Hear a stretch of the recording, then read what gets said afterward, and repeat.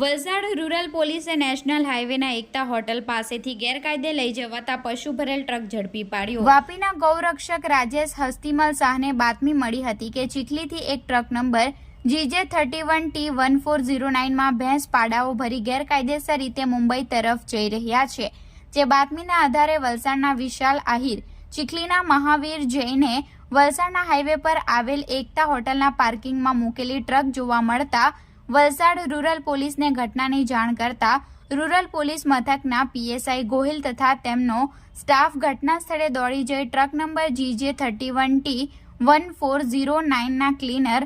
વર્ણિમ વાહિદ માકડોંજિયા ઉંમર વર્ષ 27 રહે ભીલવાણ ગામ મસ્જિદ વાસ પાટણની અટક કરી પોલીસે ટ્રકની અંદર તપાસ કરતા 9 ભેંસ, એક પાડો, 5 ભેંસના બચ્ચાની કિંમત 3.25 લાખ તથા ટ્રકની કિંમત 8 લાખ મળી કુલ 11,25,000 રૂપિયાનો મુદ્દામાલ સાથે ક્લીનર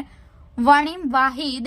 માકડોંજિયાની ધરપકડ કરી તેની પૂછપરછ કરતા આ ભેંસો સિદ્ધપુર ગામે રહેતા ઇમરાને પાટણના બિલવણ ગામના અલગ અલગ વિસ્તારમાંથી ભરી આપી હતી। ભેંસપાડા અને ભેંસના બચ્ચા મુંબઈના ગોરેગાંવમાં આવેલા હારે કોલોનીમાં રહેતા વેપારીઓને પહોંચાડવાનું જણાવ્યું હતું। પોલીસે ઇમરાન અને ટ્રક ચાલક સતીશભાઈ જયંતિભાઈ પરમાર રહે ભીલવણ પાટણને વોન્ટેડ જાહેર કર્યો છે, જે અંગે વલસાડ રૂરલ પોલીસ મથકમાં ફરિયાદ નોંધી આગળની તપાસ પોલીસે હાથ ધરી છે।